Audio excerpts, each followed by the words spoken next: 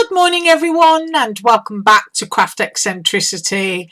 I hope you all had a great weekend. It was quite a cool one here, a little bit chilly, but can't complain.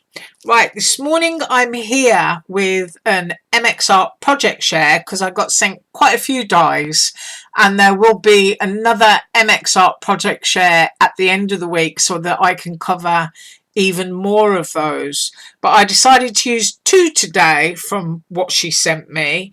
And the first one is this gorgeous box.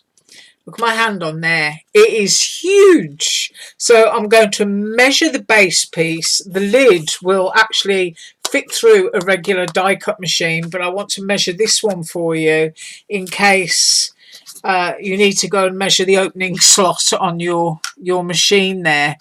So it is cut line to cut line, just a fraction over 8 inches. Whether it will go through that way, I don't know, and what the dimensions are. Yeah, exactly the same. It's 8 inches. So you're going to need an 8-inch opening to create this box.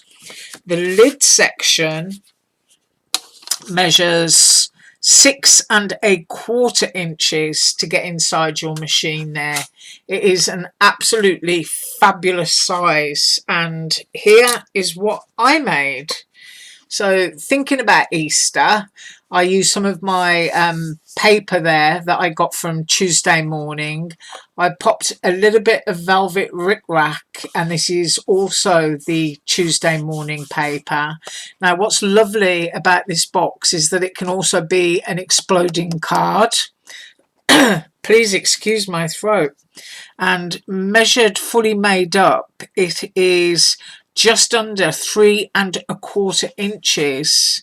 It is a square, and then the height is 2.5.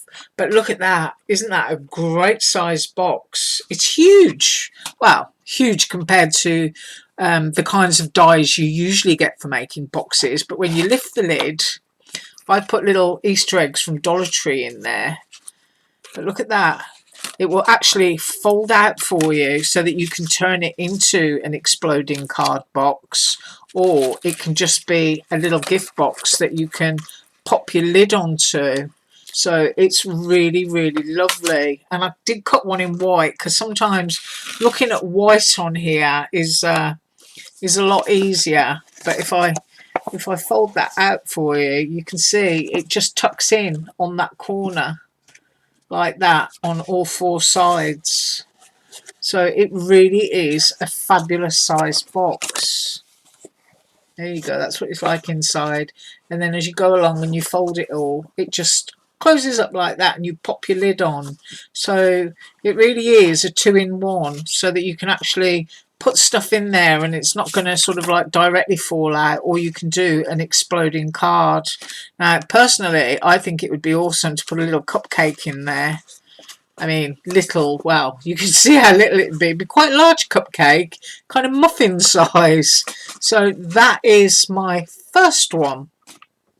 My second one was a die that I showed you on Friday last week, and there was a lot of interest to see this goldfish and goldfish bowl being made up. So what I actually did was I got my fuse tool out, and if you don't know what a fuse tool is, it's made by We Are Memory Keepers, and you get like different fancy wheels and pointy tips, and they just like screw in on the end there, and it gets very, very hot. So don't ever, once you've plugged it in, touch it with your fingers. It's hotter than a glue gun. That's how hot it gets. And you can just roll along your plastic sleeve and it will seal it. So what I did was, pop that out of the way again, was I used the bowl section as my stencil template, and I ran the wheel around the inside edge to seal it. Left this section open so that I could fill it, and then I used the die to die cut it because it would then give a better sort of like finished edge rather than using a pair of scissors. So what I did was I made a jumbo keyring, and here it is. This is what it looks like. Isn't that cute? I actually cut some glitter cardstock that I got there from Joann's, and I mounted my fish onto a bubble so that you couldn't see how he was glued from behind. I'm calling him he looks manly, my fish. And then I cut some other different size floating bubbles to pop in there.